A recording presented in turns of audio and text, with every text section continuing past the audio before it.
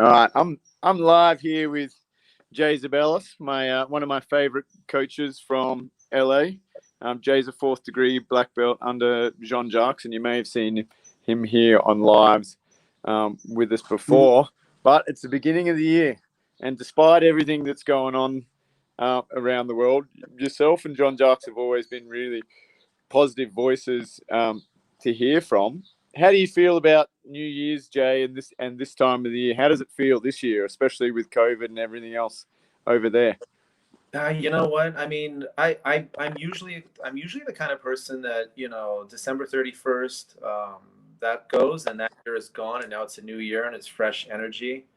I think this year is a little bit different. Everything is just kind of continuing to curtail, but it also it bears noting that I always feel that when you go through any sort of adversity, just before it gets better, it gets a lot worse. And I kind of feel like that's where we are right now, because I think given what's happened in the United States with our recent election, that the powers that be, it's looking closer and closer like we would open everything up, but we've had such a mass spike in the number of infections and fatalities and all this. It's kind of at a point now to where even if they were to open everything up, no one's going to want to go out anyway. But that being said, you have to.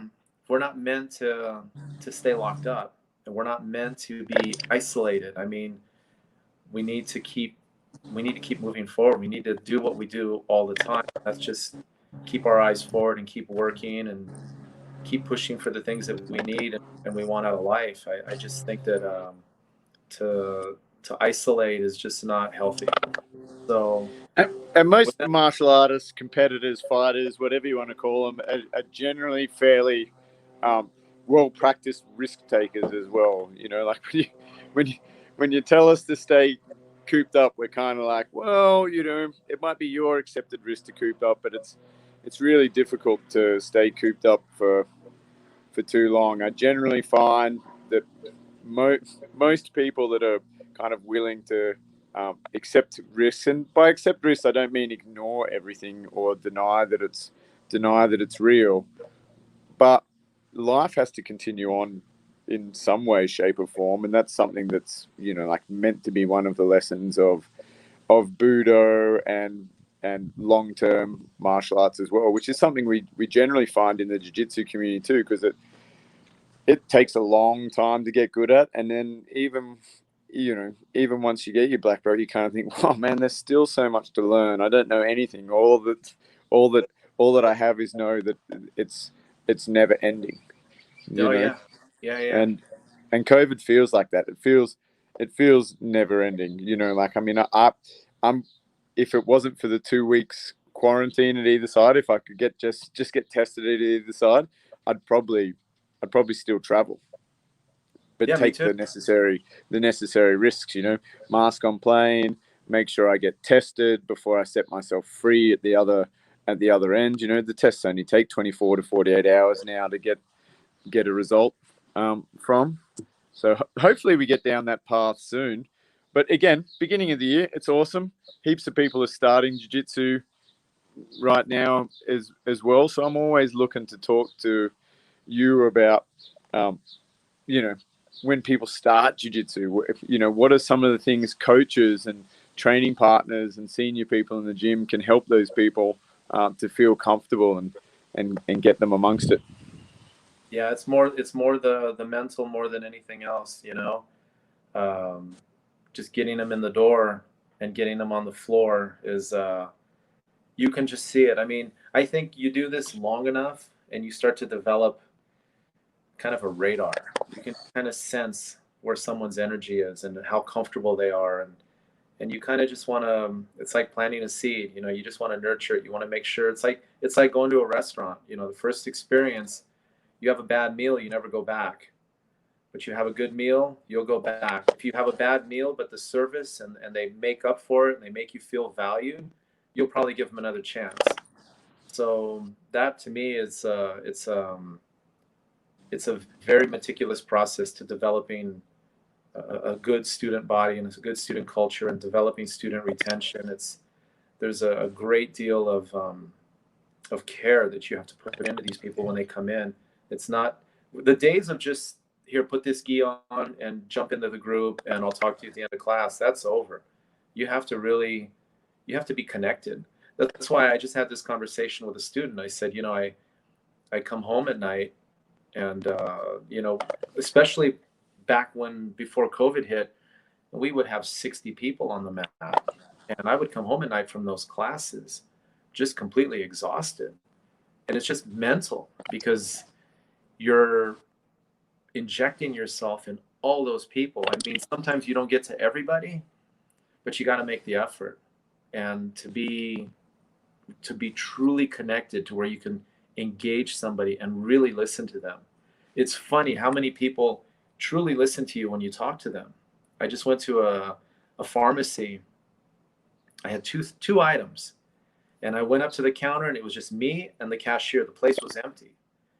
And the cashier goes, "Would you like a bag?" And I said, "No, thank you." And they reached down and grabbed a bag and started putting my stuff in the bag.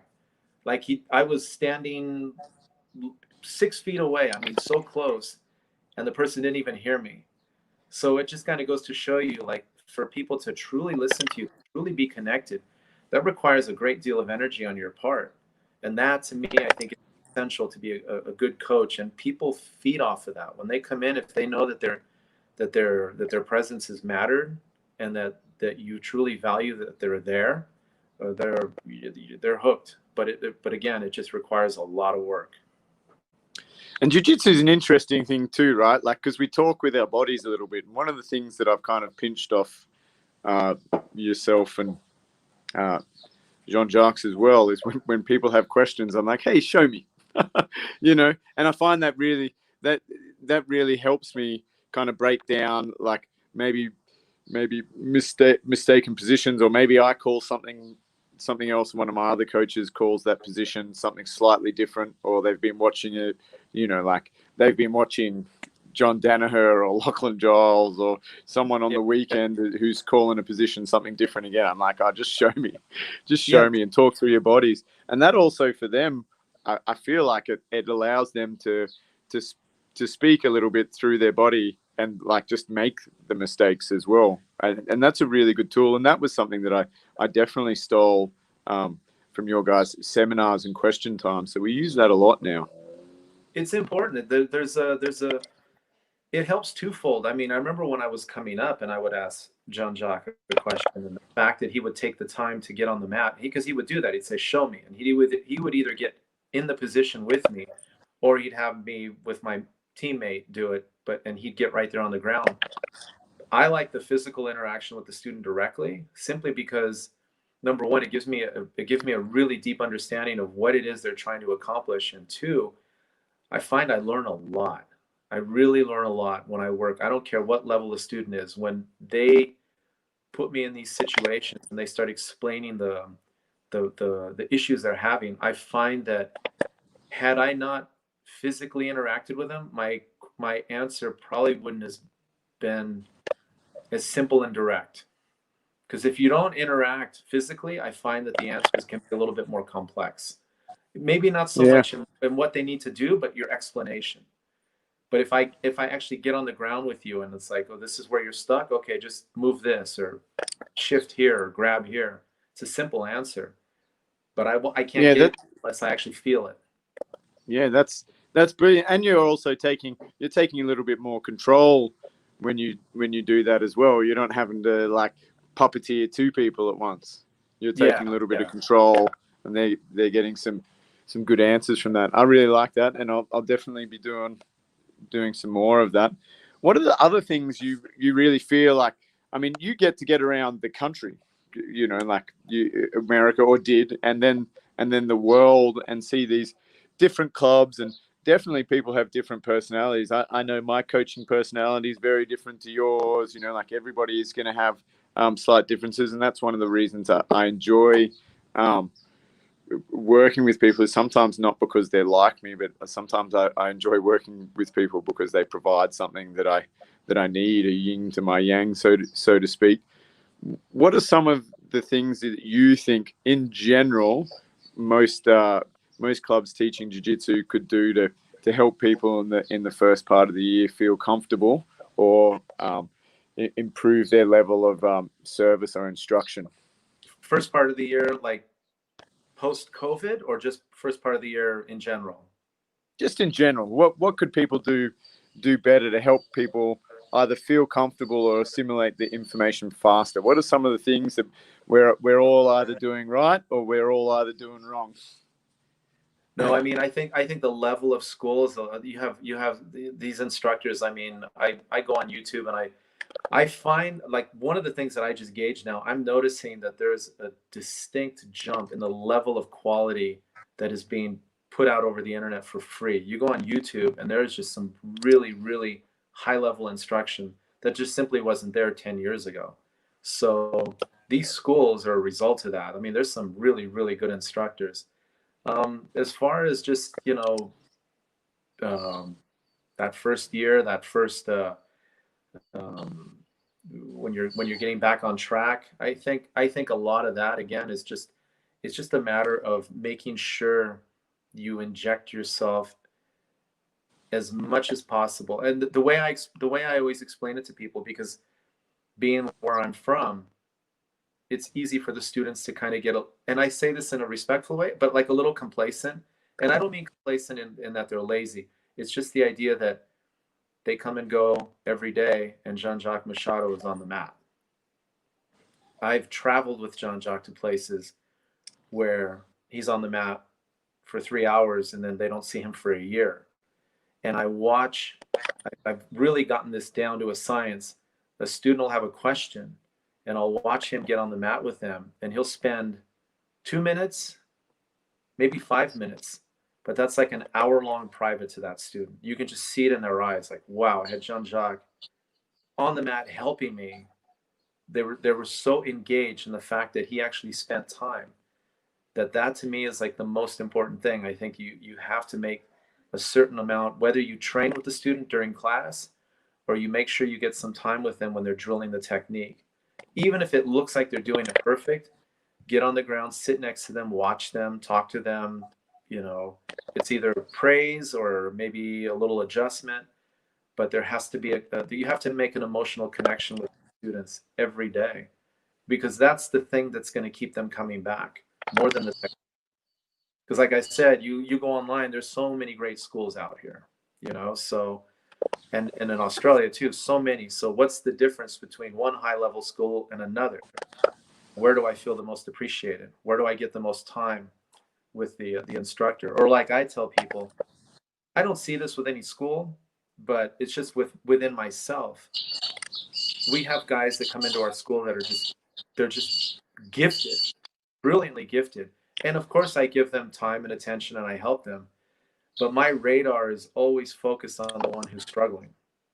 That's the one that I spend the most time with. It's like, I want to make sure I get your game up to speed, Then when I see them kind of up to speed, then I look for another person. But when people see that, it's kind of infectious. They realize, okay, they're not just here he's not a talent scout, he's looking to really build people. And that to me is, I think that's the secret. I think that's the secret in a nutshell.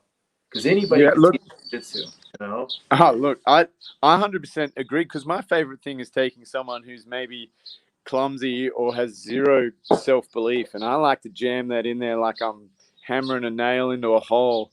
Like, I want those people to stop making excuses and believe in themselves, like I'm hoping that the guys with talent that want to compete become really self-motivated and start making those champion decisions themselves. I should only have to tell them once, and you should be able to listen into those details, because you want to be the champ.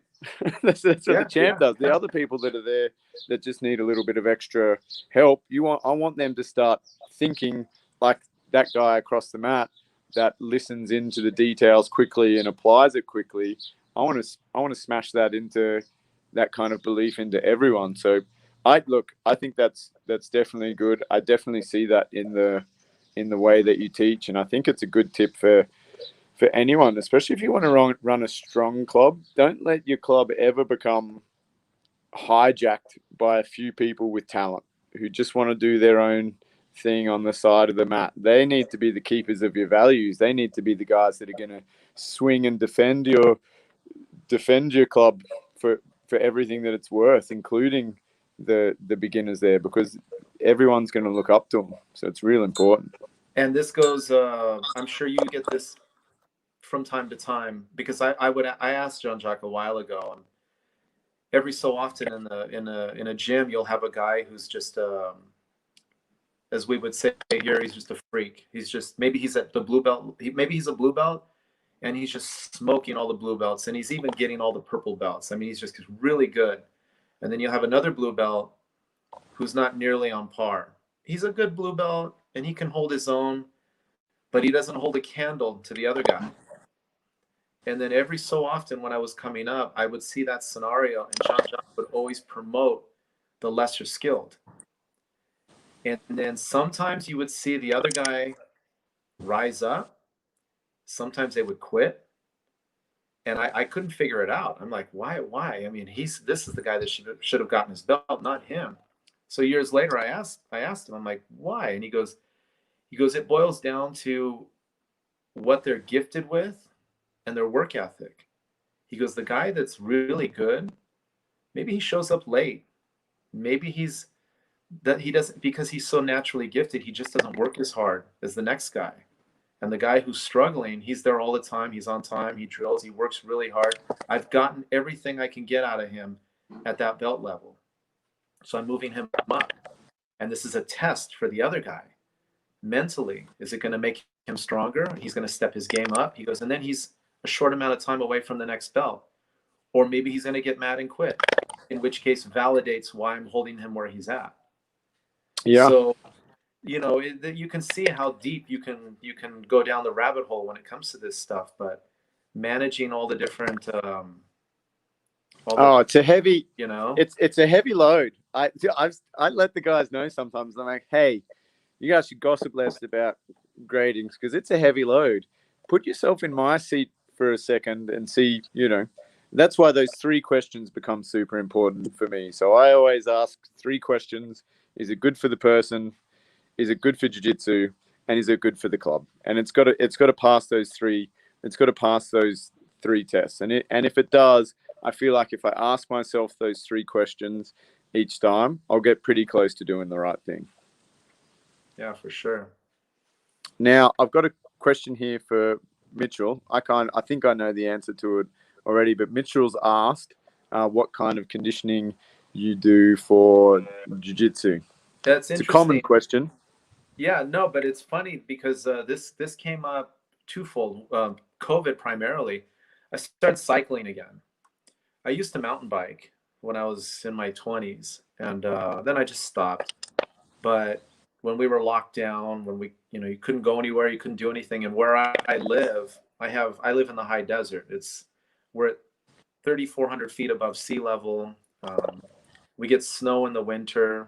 It gets extremely hot in the summer, but it's the desert. So we have desert trails, mountains, you name it.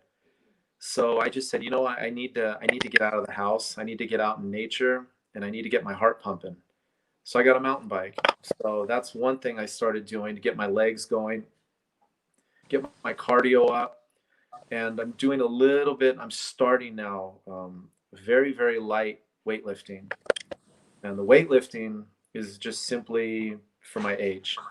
It was just something that I was told, you probably want to start, not for size, not for bulk, just for maintenance to help. So those are the 2 things, but the biking is the big one. That's the one that really gets me going. Yeah, it's always a very interesting question because I think, like people need to understand the difference between peak performance and just like maintenance and doing what makes you happy. At the end of the day, the best conditioning for jiu-jitsu is always going to be jiu-jitsu. But that being said, we all can't spend 6 hours on the mat, but there is no perfect conditioning. On the pie of importance of your jiu-jitsu journey, if you want your jiu-jitsu to improve, you need some form of like half decent cardio, and and strength training is never going to hurt. So you're just going to cross train like an athlete. again, it will depend on how much time you've got. So if Mitchell has like an hour every morning, you could go do some specific strength and conditioning classes at like a CrossFit gym, or we run team training in the morning. Or if you just prefer to go for a bike ride, then go for a hard bike ride or a hard run. It's never going to be wasted time. You know, I recently, until I tore my meniscus again, was just running 2.4 Ks a day. You know, it was only taking me 10 to 12 minutes, depending on whether I had the weight vest on or not. But my rolling improved immediately. Just Oh, being that's able to good. breathe better. Yeah, Just yeah. being able to breathe better and push a little bit harder near the end of the rounds if I was competing with my opponent rather than playing, you know. So it was it's a common question though, right? Like people are always looking for the magic juice, you know, the magic conditioning or the magic nutrition program that's going to make everything feel great. But unfortunately, you just don't feel great every day. Yeah. No, and I found a graphic on Facebook the other day. I should have saved it. You might have seen it. It was a fuel tank from a car, and one of them, the fuel was 3/4 full, and the caption underneath said, "Yeah, I'm pretty tired. I don't think I'm going to train this round." And then the next one was an empty tank. The light was on empty. It was glowing, and it said, "I can go one more round." Mm. That to me is like that's something that I do identify with. I feel like that's important. That's such a huge, not just for your technical development, but for your what you've gotten here. You know, there's always a little bit of juice left in the tank if you really need it, and Yeah, that's a big 100%. thing. You know. And you don't need to train like that all year, but there's one thing jiu-jitsu fighters could really benefit from is every now and then sign yourself up for a competition and treat it like you're fighting for a UFC title. Wake up in the morning, train, eat right all day, get home from work, train, and try and like put together like a at minimum 6 to 12 weeks before this competition, some kind of like training camp. Now, for most people, that's not going to be something that they want to do all year round. But just being able to do that for 6 or 12 weeks a year, I reckon would put your not only your performance through the roof, but your resilience and your fitness. You know, just from saying to yourself, okay, for the next 12 weeks, you know, like I'm not going to take any rounds off at open mat.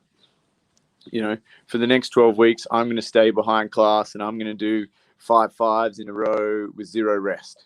You know, I'm just going to grab people left, right, and center. And there'll be always people that want to roll with you. And if they don't, just tell them they get to start from good positions. Give them out, give them back. Oh yeah, And you no, watch them run over and jump yeah. on. Competition, it's really interesting. I mean, there's a level of discipline that you have to live by, you know, and that's something. I mean, you know me, you know what all the talk about how we treat students when they start and all the positive, and you know, I make it very clear to them. It's like, you know, I'm here to guide you, but you're in control of your development. You know, I don't want you to feel like you're going to be forced or bullied or pushed. I don't do the negative reinforcement, none of that. But if you tell me you want to compete, then things will change a little bit. I will be a little bit more assertive, certain things that I would basically demand of you because it's going to benefit you, you know? And that's the one of the many great benefits of competition. It instills in you for, like you said, a very brief, short amount of time, a lifestyle of just discipline. The minute you register, I know personally firsthand, and you probably do the same thing. The minute I hit register on the tournament or for the online to register for a tournament, when I'm done and I go in the kitchen to have dinner, I have to look at my plate and think, okay, how much am I going to eat? What am I going to eat?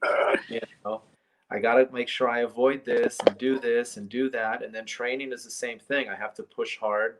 I got to make sure I watch my weight, all these things, you know, but that's part of the fulfillment. That's part of that, the gratification from making that preparation, going through everything and then going out there and then executing. You know, that's why it's such a great life experience to compete. Yeah, it is, and it's not. It's just it's a nice little challenge. It's an adventure. It's all those things, and like quick message for all the young guys out there from 15 to 35. Yep, I'll go 15 to 35. Um, it's like before you start popping in and out of surgery just to stay on the mats. Now's the time.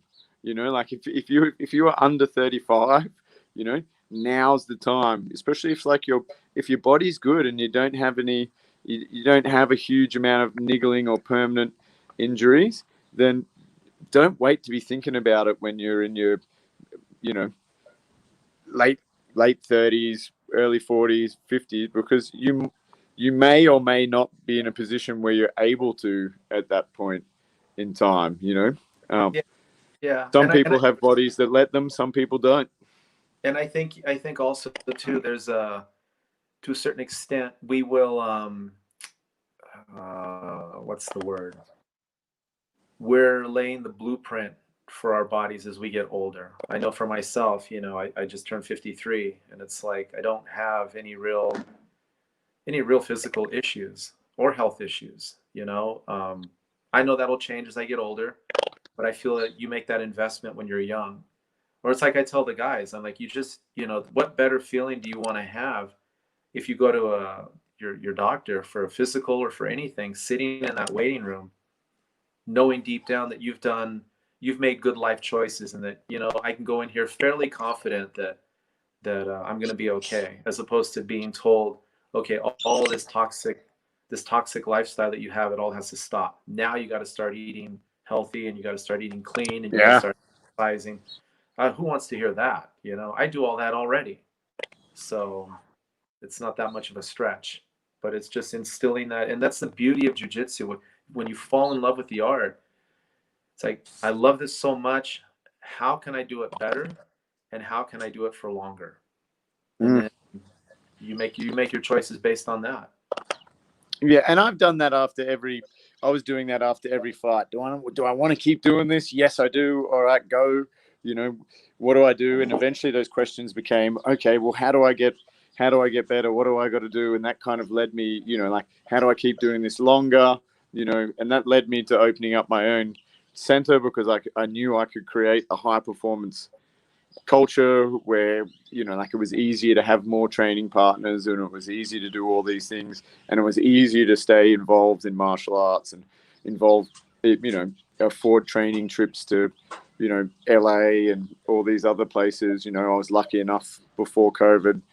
um, John Danaher did a seminar in Singapore, and I just dropped everything and went over and did that. And I think it's really important to ask yourself those questions regularly, maybe even more regularly. Like, if you're not competing, maybe every 90 days, does your life look like how it should? You don't have to wait till the end of the year to make those changes. If you did it every quarter, you'd probably start making some better decisions for yourself. And that's a great tool for jiu-jitsu too. It's like, what am I going to do this quarter, like for jiu-jitsu, and your club will probably take care of some kind of structure or curriculum for you. But maybe you want to see, okay, everything that I'm going to do, I'm going to master the Kimura, or I'm going to strangle everyone, and see if you can make all the classes that you do link to you finishing in a strangle or a Kimura. There's so many things people could do around goal setting that would help them out. Yeah, and it does become infectious. Like I said, that's why I started biking, because like, well, there's no competitions, there's no tournaments, there's no training. What am I going to do? I could just feel myself like I can't be home. I do some minimal training with. I have a couple of close friends that are private students, so I get a little bit in, but it's not to the extent that I'm accustomed to. So I could just feel my body, like I got to do something, and that was the natural thing for me. It's like, I'll just start biking. And then it was funny because I started thinking, like, I used to lift weights, and I'm like, I feel like I got to start doing that again. And I was talking to one of my friends, and he's like, well, he goes, it's probably something you want to do, because studies show, once you hit 50, your bone density, all this stuff starts to change. Lifting weights, light weights, helps maintain, and you take better care of yourself. And especially considering when I do train, I mean, I train with people like you. We have monsters at our school, so I don't see myself adjusting who I train with yet. I'm not at that point. I still train with everybody. So the most important thing for me is that I just maintain my health and my body, and just keep going. So when things don't fall in line, I'm always adjusting. If I eat a little too bad, like over the holidays, then I just get to a point, I got to stop, got to get back on the horse and start living clean again. Because like you said, it's too easy to fall into that rut. Oh, by next month, I'll get back at it. Next month, you're 20 pounds heavier. And that work becomes a lot harder as you get older. Yeah, yeah, it does. It definitely does. I do feel that. Have you got any last tips for anybody before we go today, Jay?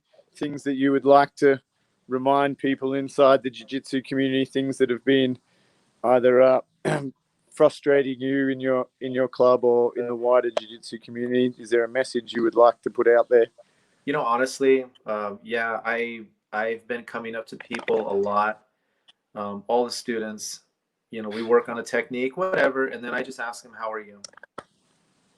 How are you doing?" It can be jujitsu, it can be life, whatever it is.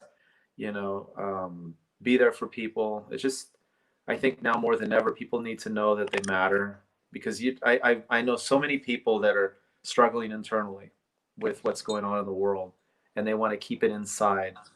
And I feel we have such a powerful way of connecting with them, but they need to know that we're willing to do that. So yeah, that's my advice. Just go up to your students, even if they're people you don't train with much. How are you? That's my thing right now. I love that. Everybody should be doing that. You walk into a club, you should make sure that you say hello to everyone the first time that you see them. If you see them walk in the door from the opposite side of the room, nothing feels better to that person than having their name yelled out from far across the room. Hey, how you doing? Okay, it's something that I definitely try and do inside my center. My hope is that everybody will start doing that to each other as well. Like, and if you're traveling, best thing you can do when you get.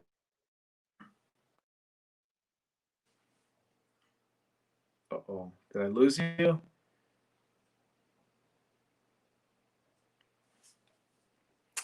It is just me now.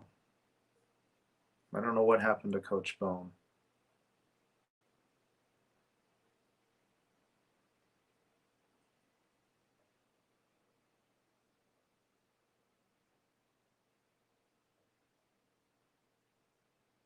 We might cut off soon, but that's my thing. It's just reach out to each other and just be there for one another, because it's tough times right now, but we'll get through it. But we have to support each other more than ever.